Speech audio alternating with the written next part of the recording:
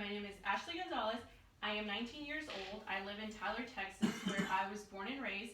I am a student at Tyler Junior College, where I am currently a biology major.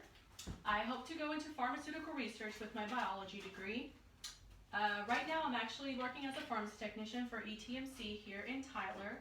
I have been a pharmacy technician for the last year. I really enjoyed my job, but other from working, in my spare time I like to read, I did dance, I like to spend time with friends and family and loved ones, of course, including my pets and family members, and that's a little bit about me. I was born on January 8th, 1997, and years before that and years after, January 8th has always been a historically significant day. I believe it is important to know what exactly was going on the day that we were born. It allows us to relate to history in a very unique way.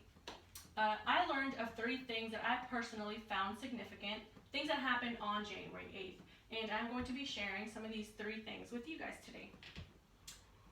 On January 8th, 1935, Elvis Presley was born. Elvis Presley was an iconic figure in entertainment. He was very involved in the industry. He was a dancer, he was a singer, he was an actor. He revolutionized music, and he was known as a king of rock and roll. And as a fan of rock and roll, I am pretty honored to share a birthday with such an iconic celebrity who changed music history for us forever. Secondly, on January 8th, 2002, George W. Bush signed an act into law. It was called the No Child Left Behind Act.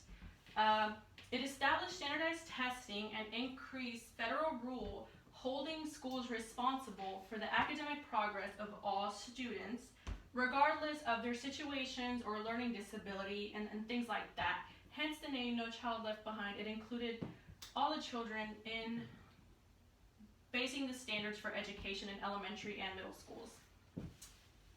Last but certainly not least, in 1867, Congress signed an act into law that allowed all men over the age of 21 the right to vote.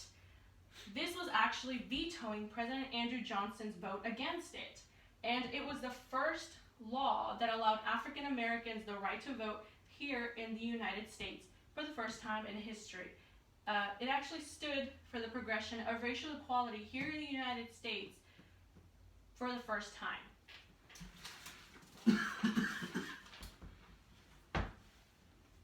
Out of all the interesting, significant events that might have happened on January 8th before or after, I selected the most iconic, reforming, and progressive of events because these things continue to affect us every day in our lives as they change history.